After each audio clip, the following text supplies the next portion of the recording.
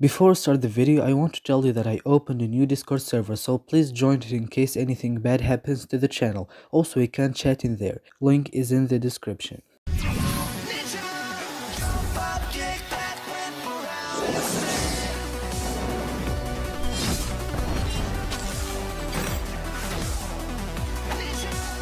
Hello friends and welcome back to another video. Today I'll wrap up my season 13 covers with the ranking updates. I really enjoyed making videos about this season, way more than Prime Empire and Secrets of the Forbidden Spinjitzu, and I'm happy that all of them were very successful. There are like 4 or 5 season 13 videos that surpassed 1k views, which is amazing, and I'm for sure going to do even more and higher quality videos for season 14 and the future seasons, and I hope that you liked all of my videos about season 13, and if you didn't, well, I'm sorry, and I hope that you like the upcoming videos.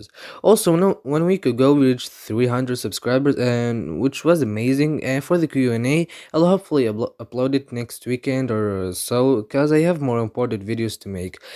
Anyways, in this video I'll include season 13 and all of my ranking lists, which are premieres, the finales, the intros, the weekend webs, the villains armies, the main locations, and finally, and most importantly, the seasons. I kinda spoiled this one in my latest video, but after thinking deeper I changed my mind, so did it get higher or lower, you'll know in this video. So let's get started. Let's start off with the intros, and I already made a video about this, so I'm not going to talk much here. I think that this intro took a very bland idea and made it something awesome. The visuals are so beautiful, and the minecart idea is so cool. The music is really amazing as well, and overall a fantastic intro, 9 out of 10, and I'll rank it as a 5th place, and I think it's slightly better than Hunting's intro. The premiere for the season was pretty weak. It's very slow and gave really bad humor with a very boring and pointless fight in the end. And I don't think that's a huge problem because it's great to see a glimpse at the ninja life every once in a while. And this is one of those seasons that can dive into the plot from the beginning. It needs an episode to build up for that.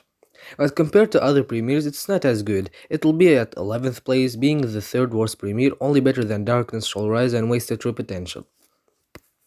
The finales.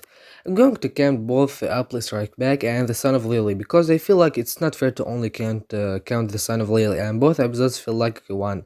So I'm going to do the same for season 5 as well. So this finale had everything you want from a finale. Cole unlocking Spinjitzu Burst was a fantastic scene, and I love how they included his flashback with his mom in there. It was a smart touch. My only problem would be that it was a bit predictable, but that's not enough to make it a bad one.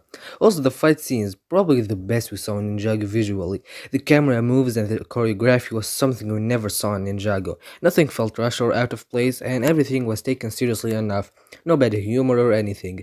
And seeing Cole saying goodbye to those amazing characters was so sad. Overall, I think that this is a perfect finale. 10 out of 10, and I'll rank it as at 5th place, being better than all finales except for Curse World, The Corridor of Elders, The Way Back, and Big Trouble Little Ninjago. And it's also by far without any competition the best in this new format. The Skull Sorcerer is another one of those twist villains, and they did this twice before with the Quiet One and with the Ice Emperor, and this is easily the least predictable out of all of them. Literally everybody knew that the Ice Emperor is Zane, a few people knew that the Quiet One is Harumi, but nobody knew that the Skull Sorcerer is Vangelis. And I'm sure most of you wanted him to be an older character. I personally think that the best decision would have been Garmadon, but Vangelis isn't that bad of a choice. I love how the Green Skull is like giving him orders and he need to do them, and at the same time it powers him. It was a really cool touch. Vangelis himself is the complete opposite of Unagami. He's completely evil and doesn't have any emotional side. While I think Unagami is a better villain, the Skull Sorcerer had more development and screen time and had a better conclusion. So the Skull Sorcerer will be my 8th favorite villain, right below Unagami by only one spot. For the villains army, the Awakened army are by far the best army we got since the Dragon Hunters. They also allow for fantastic fight scenes, and I'm sure if they weren't skeletons, the fight in the finale wouldn't be as amazing as it is. They aren't in every episode, and they don't make a boring identical fight in every episode like the Red Visors did. And this was one of my hopes for season 13, and thankfully it was fixed. The Awakened Warriors don't have any personality or generals or anything, like the Sons of Garmadon for example, but I still think that they are pretty good, and they also had a small backstory. It wasn't really that clear, but from what I understood, they were remainings of all dead people who were resurrected by the skull of Hazard Door, which is a really good backstory. Overall, I'll rank them as my sixth favorite army. I didn't expect Shintaro to be this amazing. Visually, it looks phenomenal. And I'd say that this season had the best world building out of any season, and every episode helps to make this amazing. You have the Kingdom of Shintaro, which is a pristine, beautiful place with a royal family and normal citizens and its guardians. But under the mountain, you have a lot of stuff: the geckos, the Mons caves, the mines, the rails, the Skull Sorcerer's dungeon, the Earth Temple, this super deep hole, the river, the lava lake, and the Storm Cave. For creatures, you have the Awakened Warriors, the Mons and Geckos, the Minor Creatures, the Lava Monster, the Spiders, the Dire Bats, and the Upley. Did you see how massive this place is, and how every single detail was focused on beautifully? I'd say this is easily the best location in all of Ninjago, and I didn't expect the season to have such amazing world building and focus on the location of the season.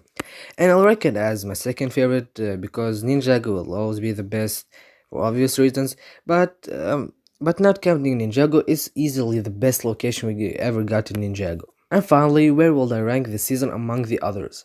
So first of all, my overall and final thoughts on this season. Season 13 is an amazing season. Finally the cool season we wanted for almost a decade now. And like I said, the longer we wait, the bigger our hopes get, so it wasn't easy at all to satisfy us. But this is the best call development and focus we could have had. He is important in pretty much every episode, and his development doesn't feel forced or out of place at all, unlike Jay's focus in season 12. We saw him being really disappointed in himself because all the previous Earth Masters were able to unlock the Spinjitzu burst, but he's the only one who can't now. His promise to Lily and how he was doing the impossible to fulfill his promises, his great relationship with Vania, which I saw a lot of people shipping. Overall, he was fantastic, and I'm sure it made Cole a lot better in a lot of people's eyes. Vanya was such an amazing side character, easily one of the best. The Upply were a really fun addition. Wu was really good in here, and I loved his arc. Lily couldn't be better, she was perfect. The finale was fantastic, easily the best since Big Trouble Little Ninjago. Very good tone and not childish at all, except episodes 1, 6, and 9. And the type of villain this season really needed. The Skull Sorcerer isn't a great villain, but he's still really good and the perfect type of villain to this season.